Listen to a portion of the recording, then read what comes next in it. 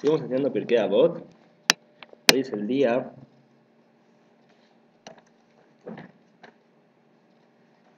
7 de Iyar del 5775, 26 de abril del 2015. Estamos en el capítulo número 4, en la Mishnah número 4. Vamos a leer. Bueno, el Pirkei Avot en general leo yo. ¿Tienes el coso?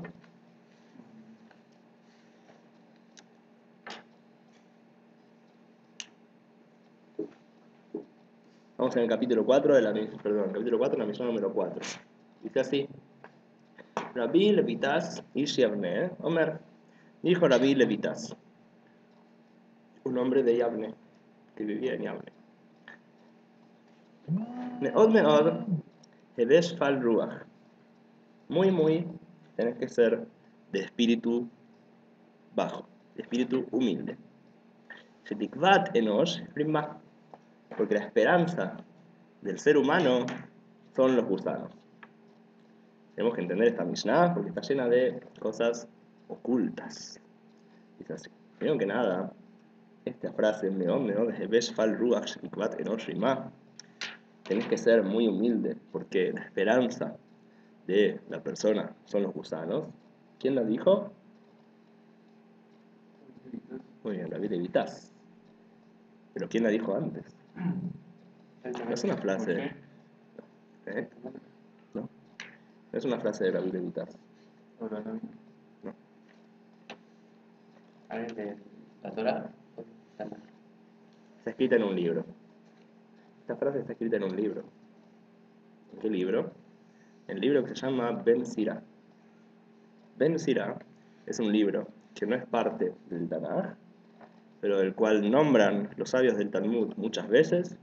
Es un libro que contiene sabiduría, como los libros del Rey Shlomo, Kohelet, Mishle. Son libros de sabiduría. La diferencia de Kohelet y Mishle, Ben Sira, no está hecho con profecía, por eso no fue parte del Tanaj. Sin embargo, nuestros sabios nombran el libro Ben Sira en el Talmud más de una vez. Son lo que se llaman los Tubim Hitzonim, cosas escritas externas a la Torah. No, ya hice Amotzi, así que no, perdón.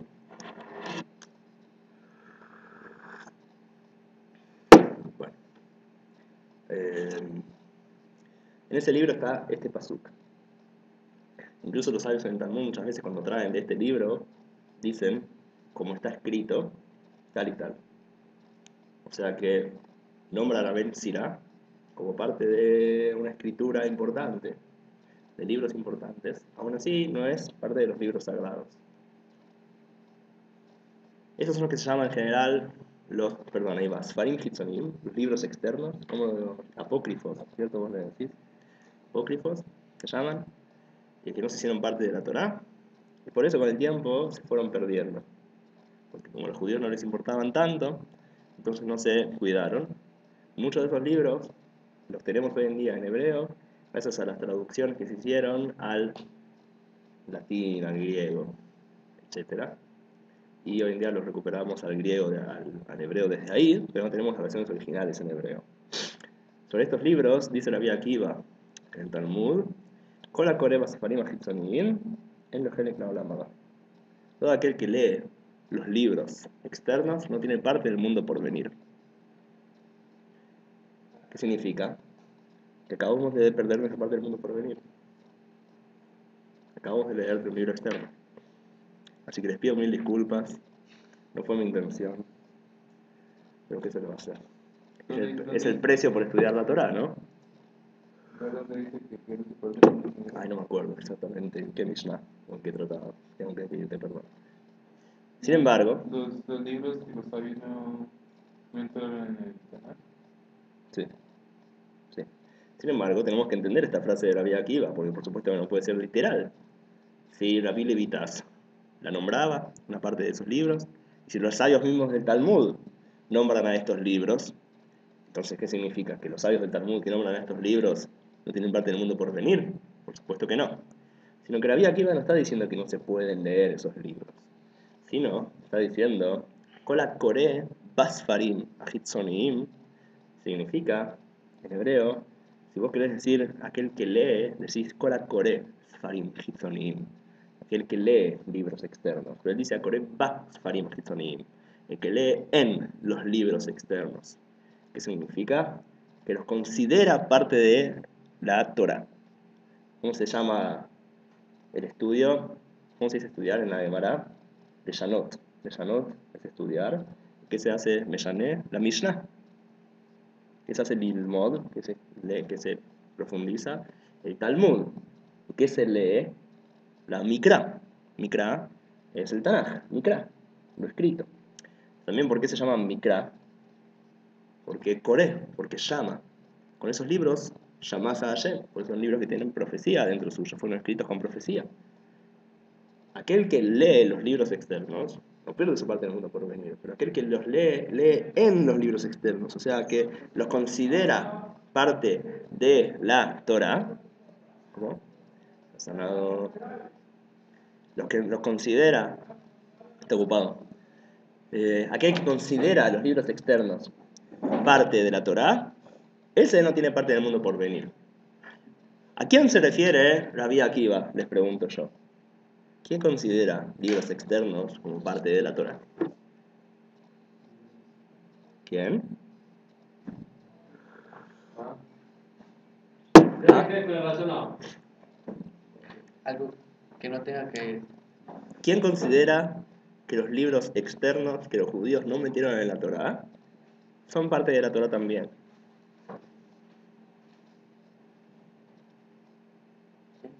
¿Quién? No. a los cristianos? No sé qué son los cri-cri. A ver. ¿Cristianos? Muy bien. Rabbi Akiva está hablando del cristianismo. Muy bien. Rabbi Akiva dice que quien a los libros externos los considera parte de la Torah no tiene parte del mundo por venir. ¿A quién se refiere? A los cristianos. Exactamente, al cristianismo. Que metió, ya te vi, que metió dentro de la Torah libros que no son parte de la Torah y los consideró profecía. Ese es el problema y por eso no tiene más del mundo por venir. O sea que Rabbi Akiva está hablando específicamente del cristianismo o de aquel que piensa en ese sentido como el cristianismo. Así que no se preocupe, les acabo de devolver su parte del mundo por venir. Hay libros como este que, o sea, que tienen inspiración o alguna revelación de la Torah. ¿Como cuál? ¿Como Ben Sirá? Ajá. No tiene revelación de la Torah. Es un libro de profunda sabiduría, pero no significa que Que sea la parte- profecía. Pero puede ser una extracción de algún estudio. Bueno, puede ser. Pero no significa que Sí, sean o sea, libros proféticos. El Talmud no también viene de la Torah, el Talmud viene Sí. de la Torah. Y sin embargo, profético, ¿no? Sin volverlo parte de la Torah. Exactamente, no es parte del Tanaj, el Talmud. Hay que estudiarlo, hay que leerlo, es muy importante, pero no es parte del Tanaj. No es profecía. Entonces a eso se refiere Rabbi Akiva. Entonces volvamos a nuestra Mishnah. Rabbi Levitas, sí. Pero ahí, ¿prefieres solo a leerlo o a tomarlo como... Estamos diciendo, Rabbi Akiva está diciendo, se pueden leer, se puede tomar como verdad. Si vos ves y pensás que eso es verdad y te parece correcto, entonces, ¿por qué no? La pregunta es si crees que eso es profecía, es parte de la Torah. Ese es el problema, eso no. Bueno, Rabbi Levitas, entonces, él solía decir una frase que está escrito en el libro Ben Sirá. Entonces, ¿qué es lo que decía Rabbi Levitas? Nada nuevo. Si copió una frase para que lo metan en Pirkei Avot, porque nadie se iba a dar cuenta. No creo, yo me di cuenta. Bueno, yo no me di cuenta, yo escuché una clase de alguien que me lo dijo. Pero sea como sea, ¿por qué significa entonces esta frase de Rabbi Levitas? Aparentemente la explicación es que Rabbi Levitas no dijo esto, sino que él representaba esto. Esa era su frase, ese era su lema. El pasuk, esta frase no la inventó él, está en el libro Ben Sirá, pero sin embargo, él vivía encarnando esa frase. Significa que Rabbi Levitas era una persona muy humilde. Y siempre decía estas palabras, las palabras de Ben Sirá. También como encontramos en otras partes que Shmuel Akatán decía, y traen un pasuk que está escrito en... no me acuerdo. Tampoco él lo inventó, sino que esa persona representaba ese pasuk. Eso era el lema en su forma de vivir. Eso es lo que estamos diciendo acá. Rabbi Levitas, su forma de vivir era esta, la humildad. Ahora vamos a analizar el concepto. Dice acá que hay que ser muy, muy humilde. exageradamente humilde, incluso. Vamos a ver. Ustedes saben que a través de la historia hubo filósofos que pensaron que la humildad era una mella, algo malo para la persona. Por ejemplo, Baruch Spinoza, un judío que vivía en Ámsterdam, estaba confundido. Él dijo que el orgullo hay que hacer que la gente simple lo considere algo malo y que crean que lo importante es la humildad. Pero la gente sabia tiene que tener orgullo y no ser humilde. ¿Por qué? Porque la gente sabia de verdad, la humildad, lo único que hace es achicarlos y limitarlos y debilitarlos. Por lo tanto, la persona de verdad sabia tiene que ser orgullosa y decir lo que quiere, y no tenerle miedo a nadie, y decir lo que él piensa y no dejar que nadie le falte el respeto. A la gente siempre hay que hacerle creer que hay que ser humilde. Después, más adelante, sabemos que él le abre las puertas a Nietzsche también, que Nietzsche también odia la moral cristiana en general, de la humildad y el amor, y todas esas cosas que él tanto odia. Entonces, en general, hubo quienes dijeron, no, la humildad lo único que hace es debilitar a la persona. ¿Qué dice la Torá sobre el tema? Que tenés que ser muy humilde, dice acá la Mishnah, ¿cierto? Entonces, ¿qué hacemos con lo que dicen los filósofos? ¿No tienen razón los filósofos? ¿No tienen razón Spinoza cuando dice que la humildad debilita a la persona? Para poder responder esto tenemos que ver otras fuentes que hablan de la humildad dentro de la Torá. ¿Quién más habla del tema de la humildad? El Rambam. El Rambam dice en Shmona Prakim, dice en su libro Shmona Prakim, que la persona tiene que tener todas sus midot, todas sus características y sus cualidades en el camino del medio. Ni mucho ni poco en ninguna de las cualidades. Por ejemplo, dice el Rambam en su Shmona Prakim, en el prólogo a Pirkei Avot, que la persona tiene que no ser demasiado tacaño y tampoco gastar plata a lo loco, sino gastar de la manera correcta. La persona no tiene que no comer nada, tampoco tiene que comer de más, sino comer de la manera correcta. Por ejemplo, sobre la comida, dice, no hay que comer cosas feas, tampoco hay que comer específicamente cosas dulces, hay que comer comida rica. Si hay rico, come rico, y si hay feo, come feo. Una cosa balanceada, un alimento balanceado. Sobre la humildad, dice el Rambam, también lo mismo. La persona tiene que ser humilde, pero no tiene que ser demasiado humilde. Si la persona es demasiado humilde, entonces eso hace que le falte el respeto a la persona. Alguien va a venir y te va a escupir. Y vos no vas a hacer nada. No, tenés que decirle, discúlpeme señor, ¿puede escupir al costado? O podés darle una cachetada en la cara. Tenés que, por supuesto, que defenderte. No podés ser tan humilde que te escupan en la cara. Dice el Rambam, hay que ser balanceado. Tampoco hay que ser muy orgulloso, tampoco hay que ser muy humilde. Entonces el Rambam contradice lo que acabamos de leer en Pirkei Avot, que dice que tienes que ser muy, muy humilde, demasiado humilde, exageradamente humilde, lo que acabamos de leer. Pero no solamente el Rambam contradice lo que dice Pirkei Avot, sino que el Rambam se contradice a sí mismo. Porque el Rambam en Mishneh Torah, en su libro de Halajot, él escribe que hay que ir por el camino del medio en todas las midot, en todas las cualidades, menos el enojo y la humildad. El enojo hay que ser exageradamente no enojón. Y la humildad hay que ser exageradamente humilde. Como cuenta, por ejemplo, el Jobot Alevavot. Dice el Jobot Alevavot que había una vez un Hasid que hizo un viaje y en el viaje lo metieron en una pieza que era la pieza donde estaban todos los excrementos y la basura. El Hasid se puso contento. Dijo, por fin puedo, de verdad, adquirir la humildad y no enojarme con nadie. Y el Rambam considera este cuento un cuento bueno. Entonces decidiste, Rambam, o que hay que ser un poco humilde pero no demasiado, hay que ser exageradamente humilde, como dice el Jobot Alevavot, como decís vos en tu Mishneh Torah, como dice Pirkei Avot. La respuesta es que depende de qué parte de la persona estamos hablando. Cuando hablamos de la persona en relación con los demás, o cuando hablamos de la persona interiormente en relación con Hashem. Si hablamos en relación con los demás, la persona tiene que ir por el camino del medio y no ser exageradamente humilde y no dejar que lo pisen ni que lo escupan y tener un nivel cierto de orgullo para poder decir sus ideas y no tenerle miedo a la gente, tampoco debilitar a su alma, como dicen los filósofos, que no hay que debilitar, como dice Spinoza en realidad, que no hay que debilitar el alma. Hay que ser humilde de manera balanceada, no demasiado. Pero cuando hablamos de relación con Hashem, de la relación interior de la persona con Hashem, ahí hay que ser exageradamente humilde y demasiado humilde. La persona entiende que todo lo que yo hago, al fin y al cabo, viene de Hashem. Viene de la fuerza que me da Hashem y que Hashem me está dando vida. Significa que ante Hashem tengo que ser totalmente humilde. Porque ¿de qué podés agrandarte? Si Hashem no te estaría dando existencia a cada instante, no podrías haber hecho nada de lo que hiciste. Entonces ante Hashem tenés que ser humilde exageradamente, como dice el Rambam en Mishneh Torah y como dice acá Pirkei Avot. Ser exageradamente humilde dice la Biblia Vitaz, como dice Ben Sirá también. Pero cuando hablamos de relación a los demás, hay que ser humilde de manera balanceada, no demasiado humilde. Como dice un poco, podemos darle un poco de lugar a lo que ha dicho. También hay pasos en la vida de la persona y esos pasos, diferentes estados en la vida de la persona, cambian el nivel y forma de humildad que tiene que tener.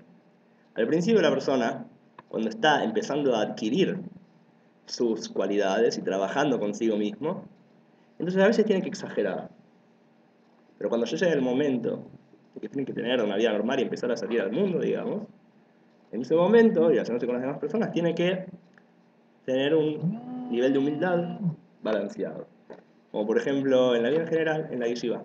En la yeshiva la persona se mete totalmente en un mundo espiritual y hace cosas anormales. Y después cuando termina la yeshiva vuelve al mundo normal y se balancea y trabaja una vida normal. Después se siente mal de que no está con la yeshiva, que es un error. La yeshiva es una cosa, pero la yeshiva es otra cosa. Uno tiene que trabajar. Entonces el cuento de Jota Levavot, de este hombre que estaba contento de que lo metieron con toda la basura, es porque esta persona estaba trabajando consigo mismo en adquirir la humildad. Pero cuando ya llega el momento de relacionarse con el mundo, ahí hay que tener una humildad balanceada. ¿Por qué? Porque al principio la persona es un ser egoísta, piensa solo en sí mismo. Entonces tiene que meterse adentro suyo a la fuerza con mucha potencia, a la idea de la humildad, de hacer cosas que hasta lo humillen y bancársela. Pero cuando llega el momento de que la persona ya representa algo mayor a él, en ese momento él tiene que no dejarse faltar el respeto. ¿Por qué? Porque ¿cómo puede ser que vos estés escupiendo a aquel que fue creado a imagen divina? Entonces yo no puedo dejar que me escupas. Entonces cuando vos estás adquiriendo al principio el eliminar tu ego y poder trabajar con vos mismo, podés hacer estas exageraciones y ser demasiado humilde. Pero cuando llega el momento de que vos ya tenés una familia, o que enfrentás algo, o sos alguien, no podés dejar que te humillen. Por ejemplo, con el pueblo de Israel. El pueblo de Israel, tras de todo el exilio, constantemente recibió sobre sí mismo todo tipo de humillaciones todo el tiempo. Estábamos en el Galut, estábamos en el exilio, tuvimos que aprender a ser humildes. Y aprendimos a la fuerza. Pero cuando llega el momento de la redención, el pueblo de Israel vuelve a su estado, vuelve a su país. Entonces hay que volver a tener una humildad balanceada, no ser demasiado humildes. Como por ejemplo, ¿qué dice Satmer? ¿Qué dice Satmer? Satmer dice, ayer nos mandó al exilio, para que estemos doblegados, aplastados, humillados. Tenemos que seguir aplastados y humillados hoy en día. La redención no existe. Hashem todavía nos mandó al exilio, tenemos que seguir estando aplastados y humillados. Pero no es así. Es cierto lo que dice Satmer en el exilio. Cuando llega el momento de la redención, el pueblo de Israel no puede dejarse humillar. ¿Por qué? Porque si el pueblo de Israel se deja humillar, está profanando el nombre de Hashem. Cuando en el mundo el pueblo de Israel deja que los maten, se deja matar, no responde a los árabes, no responde a sus enemigos, no hace nada, entonces el nombre de Hashem es profanado en el mundo. La gente dice, el pueblo de Israel, que es el pueblo que sabe la palabra de Hashem, está siendo aplastado y eliminado. Entonces el nombre de Hashem está siendo aplastado y eliminado. Por lo tanto, el exilio está muy bien que estés aplastado, pero cuando llega el momento de estar en la tierra de Israel, no puedes ser demasiado humilde. Al contrario, tenés que levantarte y no dejarte humillar. Tenés que revelar el nombre de Hashem en el mundo. Y esto también explica lo que dice el final de la frase de Rabbi Levitas. ¿Qué dice Rabbi Levitas al final? La esperanza de la persona son los gusanos. ¿Qué significa la esperanza de las personas son los gusanos? La explicación es así. Cuando la persona llega al cielo, ¿sí? Perdón, antes. ¿Qué significa la esperanza de las personas son los gusanos? ¿El cuerpo o el alma de la persona? el cuerpo. El alma de la persona, su esperanza es el ganere, llegar a los niveles más altos, ¿cierto? De cuando estabas hablando del cuerpo, entonces sí que se puede dejar humillar. Pero hablamos del alma, no se puede dejar humillar. También, el pueblo de Israel en el exilio, capaz que su trabajo sea ser humillado. Pero cuando el pueblo de Israel ya representa a Hashem en el mundo, no puede dejarse humillar. Ahora, una cosa más, ¿qué significa esto de la esperanza de la persona son los gusanos? Cuando la persona llega al cielo, le dicen, hiciste las cosas mal, tenés que ir al infierno, chao. Él dice, no, no, no, no, no, paren todo. ¿Qué tenés para decir? ¿Cómo van a mandarle al infierno así? ¿Acaso yo hice algo? Es cierto, hice cosas mal, pero ¿quién soy yo? Yo no soy nada. Yo soy gusano, yo soy polvo. Yo no existo. ¿Qué les importa lo que yo hice? Yo soy una basurita. No soy tan importante, ¿no? Le dicen, ok, no sos tan importante, tenés razón. Pero cuando vino Irulín y te empujó, te enojaste y no supiste perdonar, no pudiste dormir. O sea que sí te consideraste importante.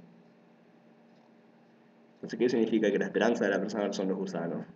La persona dice, no me hagan nada, yo soy un gusano. Esa es su esperanza. Su esperanza es salvarse diciendo, yo soy un gusano. Pero contestan, esta respuesta solamente sirve si fuiste muy humilde. Entonces de verdad sos gusano. Entonces de verdad no te mandamos al infierno, no te mandamos a castigarte. Pero si en la vida no fuiste un gusano, sino que tu ego fue lo más importante, no vengas ahora a decirnos que sos un gusanito y que no importa. Entonces esto es lo que dice. La esperanza tuya, esos los gusanos, solamente puede ser esperanza si fuiste muy, muy humilde. Sí, ¿qué me quieres decir, Jack? Sí, es como lo de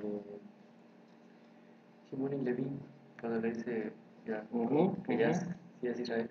Exactamente, muy bien. Sí. Vamos a... No quiero explayar ahora porque es la clase de Humash, pero sí, no más. Exactamente.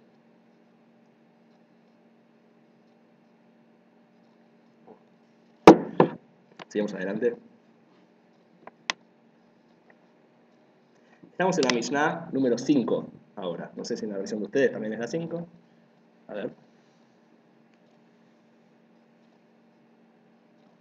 ¿Cómo empieza? No. Yo estoy en Rabí Hanan. ¿Sigue la 4? Bueno, la de ustedes sigue siendo la 4, en la mía ya es la 5.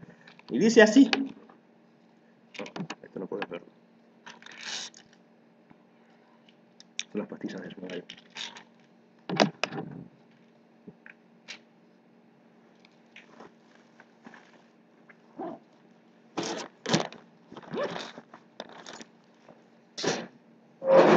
Es ganoderma.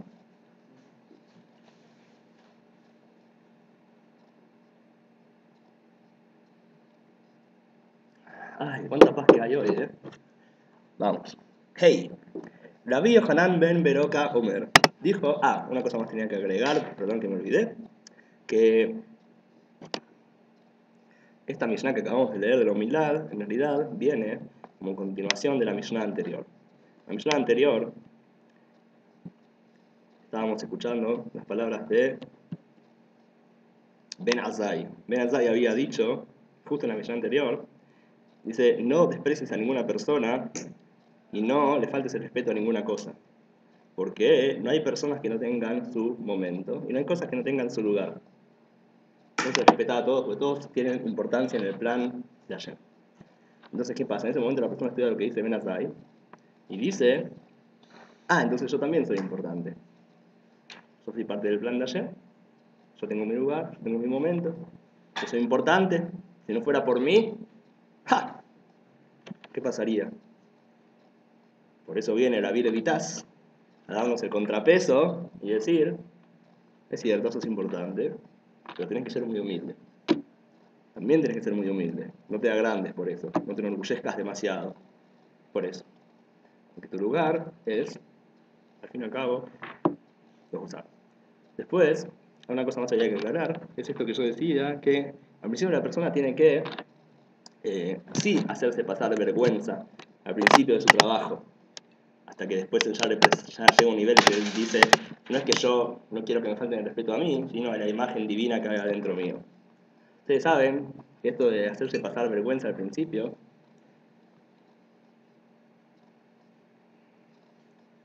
Hay una frase que dice así: si te dan una cachetada, ¿qué hay que hacer? Hay que dar de la otra mejilla. Muy bien, ¿quién lo dijo esto? ¿Quién? JC. JC. Es un DJ. Es un MCJC. Dicen que lo dijo Jesús, Jesus. ¿cierto? Chises. Hay que dar otra mejilla. Pero yo les voy a demostrar que no. Jesús se lo copió al profeta Irmiau. Oh, En el rollo de Eija, el rollo de los lamentos, escrito por el profeta Irmiau, habla de la destrucción del pueblo de Israel. Y dice en capítulo 3, Pasuk 30, Iten le makehu lehi isba bejerpa. La persona que es despreciada, que le dé a aquel que le golpeó su cachete y que se llene de vergüenza. O sea que Irmiau ya dice, aquel que te golpeó, dale tu otro cachete, dale tu otra mejilla. Y ahí lo sacó MCJC espera. de Irmiau. Pero otra vez, MCJC dijo que es algo general para siempre y acostumbró a las personas a la debilidad y a la humildad. Y por eso Nietzsche lo odia, digamos. Pero la Torá nos dice que eso es al principio. Después no hay que dejarse faltar el respeto, como explicamos en nuestra clase. También este pasú que dice, Iten le makehu lehi isba bejerpa, dice que hay que darle al que le pega la otra mejilla y llenarte, saciarte con la vergüenza. Explican en Hasidut de esta manera este pasú. Dicen que la persona a veces se le decreta en el cielo algún castigo. Entonces cuando la persona pasa vergüenza, si él no contesta, se sacia con esa vergüenza. O sea, en vez de que el castigo llegue a él, si vos no contestás, salís y de Jehová del castigo, cumpliste el castigo.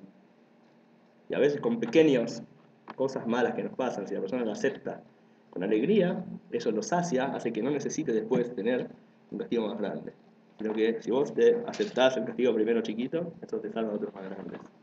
Y por eso en Chabad hay una costumbre muy divertida, que en Erev Yom Kippur, en la víspera de Yom Kippur, el Rebbe, o el rabino de la comunidad, les da leikaj.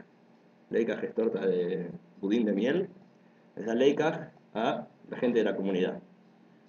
Y cuando uno va a buscar el leikaj, uno tiene que pedir leikaj. Tiene que pedir, por favor, me das leikaj.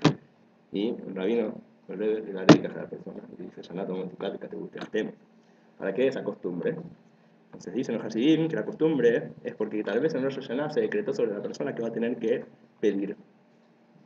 Y eso es un castigo, tener que pedir a los demás, tener que necesitar de otros. Entonces, para salir de Jehová lo antes posible, para cumplir con ese castigo lo antes posible, antes de Yom Kippur se le pide al rabino un pedazo de leica y ya se cumple con el decreto de tener que pedirle a la gente, y ya estás exento de pedir el resto del año. Sí, por favor. Entonces, ¿qué significa aceptarlo con alegría? Significa no decir tampoco. Y si yo la acepto, pero estoy con resignación. Bueno, cada uno en su nivel. Si vos lo aceptás con resignación en vez de decirla put, entonces está bien. Cada uno con el nivel que puede limitarse.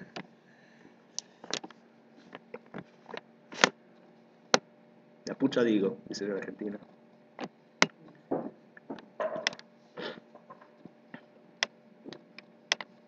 Bueno, Mishnah, hey, la Mishnah 5. Rabbi Yohanan ben Beroka Omer. Dijo Rabbi Yohanan, el hijo de Beroka. Ah, qué molesto que ese mosquito. Acepto la vergüenza. Bueno. Kula Mejalel Shem Shamayim Baseter. Aquel que profana. ¿La pregunta? Kula Mejalel Shem Shamayim Baseter. Aquel que profana el nombre del cielo ocultamente. Ifraim Mimenu Bagalui.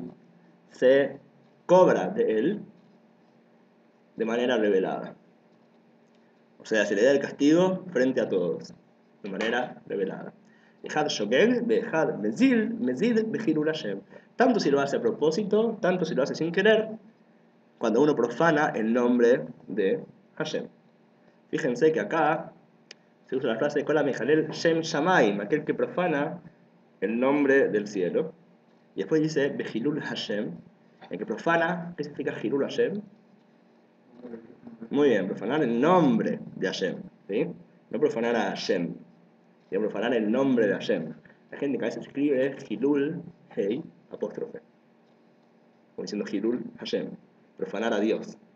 Es un error. Tiene que ser Hilul Hashem, profanar el nombre de Dios, porque no se puede profanar a Dios, se profana su nombre, su revelación. Vamos a explicar por qué. Vamos a explicar por qué no se puede profanar a Dios. ¿Qué significa lejalel? Profanar. Yo acabo de traducir profanar, pero por supuesto era una trampa. Porque ¿cómo se dice en realidad profanar o despreciar en hebreo? Levazot. Lekalel. Levazot es despreciar, lekalel es maldecir. ¿Qué es lejalel? ¿Lejalel de qué palabra viene? Ustedes lo estudiaron justo la semana pasada. Viene la palabra halal. ¿Qué es halal? Un espacio, no solamente espacio, ¿no? Muy bien, un espacio vacío. Un espacio vacío es un halal. Halal es un espacio vacío. Cuando nosotros decimos que la persona profana el nombre de Hashem, la traducción sería que hace un espacio vacío del nombre de Hashem. El nombre de Hashem es la revelación de la Shejinah. Que la Shejinah se revela. Cuando ya no se ve la luz de Hashem, la presencia divina, estás haciendo un espacio vacío, un lugar donde no se ve la luz de Hashem, la presencia de Hashem, la Shejinah. ¿Por qué entonces yo digo que hablamos de la presencia divina de Shejinah y no de Hashem mismo? Porque Hashem mismo está en todos lados. No existe que se oculte o se revele. Lo que sí se oculte o se revela es la luz de Hashem, la presencia de Hashem, pero no Hashem mismo. Por eso solamente se puede hacer un espacio vacío en el nombre, pero no en Hashem mismo. Hashem está en todos lados. Si quieren puedo explicar el concepto un poco más. ¿Qué hora es? Sí, se puede explicar. ¿Cómo? Sí, es cierto. Es cierto. ¿Cómo? Tienes razón. 6 y 4. Entonces, quiero explicar cuál es la diferencia entre el nombre o Hashem mismo. Para explicar esto tenemos que explicar algo que expliqué en los shiurim sobre la meditación hasídica. Pero acá vamos a explicar de vuelta un poco mejor. Ustedes saben que en la Kabbalah de Arizal, en la Kabbalah luriánica, como lo llaman, está el concepto del tzimtzum. El concepto de que la luz de Hashem fue contraída, fue ocultada de la creación. Y entonces en el lugar donde está la creación, acá, la luz de Hashem está oculta. Eso es el tzimtzum, la ocultación de la luz de Hashem. Sobre este famoso concepto del tzimtzum, de la ocultación de la luz de Hashem, hubo discusiones entre los cabalistas. Rabbi Abraham Cohen de Herrera, que escribe el libro Las puertas del cielo, las puertas del cielo, Sha'ar HaShamayim, traducido se llama Sha'ar HaShamayim, dice que esto de que la Arizal dice que la luz de Hashem se ocultó, no es que la luz de Hashem no está acá, la luz de Hashem está acá, pero nosotros no la vemos. Hashem la ocultó de nosotros, pero no es que la luz ya no está. Como por ejemplo, ustedes vieron el sol alguna vez. Si ustedes agarran una moneda, pueden lograr poner una moneda que tape el sol. ¿Están tapando el sol de verdad? No. El sol sigue estando ahí, sigue iluminando. Ustedes están a ustedes tapando el sol, pero el sol no lo están tapando. Así también dice Rabbi Abraham Cohen de Herrera que lo que dice el Arizal, que Hashem ocultó el Oren Sof, la luz de él, no es que de verdad la tapó, sino que a nosotros nos las dejó ver, nos la ocultó. Pero la luz de Hashem infinita sigue estando acá mismo. O sea que el tzimtzum es solo para nuestra forma de ver, pero para Hashem no hay ningún tzimtzum. El tzimtzum no es literal, dice el Rabbi Abraham Cohen de Herrera. Por otro lado, Rabbi Immanuel Hay Ricky dice: a mí no me gusta esta explicación. Me parece mucho más literal tomar al Arizal de manera literalmente, me parece mucho más correcto tomarlo literalmente. La luz de Hashem, el Arizal, la sacó de acá. Acá no está el Oren Sof. Acá no está la luz infinita de Hashem. La tapó de verdad. No está. Esta discusión siguió durante las generaciones Y llegó hasta la época del Hasidut. Baal Shem Tov, y así también Rabbi Señor Salman de Leví, autor del Tania y Chabad en general, dicen, por supuesto, que el Tzimtzum no es literal. La luz de Hashem sigue estando acá, nos la tapó a nosotros, pero no está de verdad oculta. El Gaón de Vilna dice, el Tzimtzum es literal, como Rabbi Manuel Jairriki, y la luz de Hashem no está acá. Perfecto. Después, el alumno, uno de los más grandes alumnos del Gaón de Vilna, Rabbi Haim de Volozhin, autor del libro Nefesh HaHaim, escribe sobre este mismo concepto del Tzimtzum, que el Tzimtzum no es literal, o sea, no como su maestro, el Gaón de Vilna, sino como Hasidut. O sea que Rabbi Haim de Volozhin, uno de los más grandes alumnos del Gaón de Vilna, acepta la opinión de Hasidut y de Chabad que el Tzimtzum no es literal y que la luz de Hashem está acá, tal como antes, y solamente nosotros no la vemos, pero Hashem no la sacó, sino que está y no la vemos. Pero sigue discutiendo con Chabad en un punto. ¿En qué punto? Cuando hablamos de la luz infinita de Hashem, ¿estamos hablando de Hashem o de la luz de Hashem? Esa es la pregunta. Y cuando decimos que el Tzimtzum hizo que no veamos la luz de Hashem, que a pesar de que ya no dice él que el Tzimtzum es literal, no es literal, pero incluso no siendo literal, ¿qué es lo que el Tzimtzum nos oculta y no nos deja ver a nosotros? ¿A la luz de Hashem o también a Hashem mismo?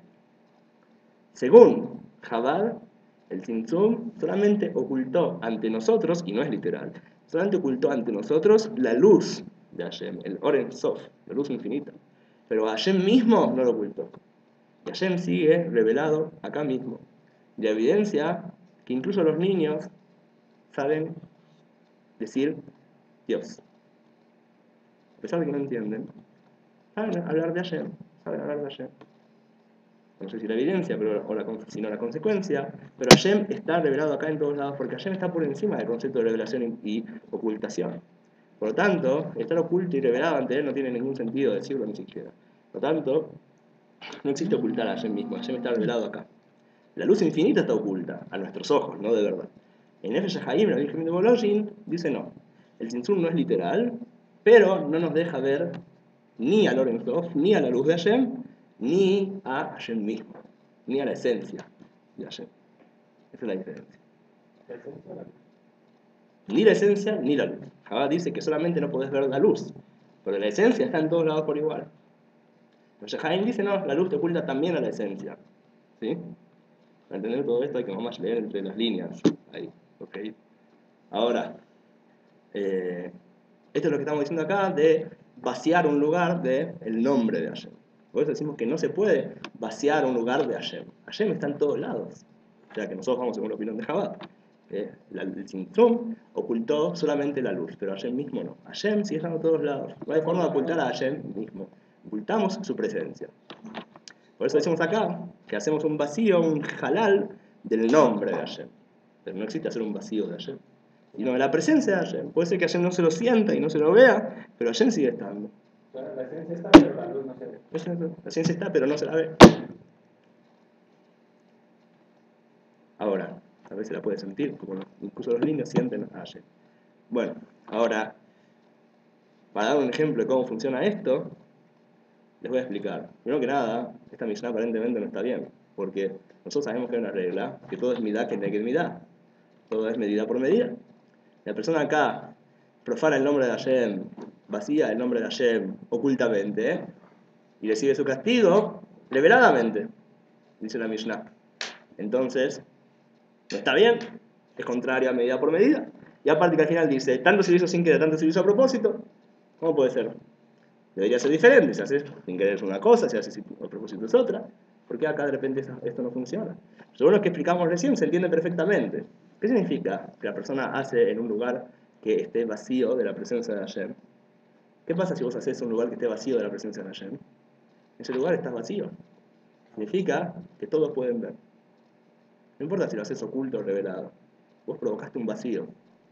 Así que todos pueden verlo. Suena muy loco, muy místico. Voy a dar un ejemplo. Por ejemplo, hablamos de esto la semana pasada en el último shiur. El pueblo de Israel, al provocar la destrucción del templo, hace que la Shejinah se vaya del mundo. La presencia divina no se revela más en el mundo. El pueblo de Israel no se da cuenta que eso pasa, porque dicen, no saben que cuando el pueblo de Israel se fue al exilio, la Shejinah, la presencia divina, se fue con ellos. Entonces ellos creen que la presencia divina sigue estando con ellos. Sin embargo, los demás pueblos del mundo se dan cuenta que hubo un cambio y dicen, los judíos mataron a Dios. Entonces, como los judíos crearon un vacío, a pesar de que ellos no se den cuenta, sin querer, a propósito, ellos no se dan cuenta. Sin embargo, ellos provocan este vacío en el mundo y hacen que la gente ya no sienta la presencia divina. Y la gente lo siente y dice, los judíos mataron a Dios. ¿Entiende? El vacío que provocó el pueblo de Israel, que ellos no lo sienten, el mundo lo siente. Y por eso lo odian. No saben qué pasó, pero le echan la culpa. No saben cómo explicar lo que pasó, pero sí tienen intuición de lo que pasó, y por eso crean una religión que dice que los judíos mataron a Dios. Es la explicación pagana y mítica de lo que pasó. En la mente pagana de los romanos, la única manera de explicarlo es esa. ¿Alguna pregunta? Entonces terminamos. En 7 minutos tenemos Humash. Va a ser el Catamazón. Gracias por estar con nosotros.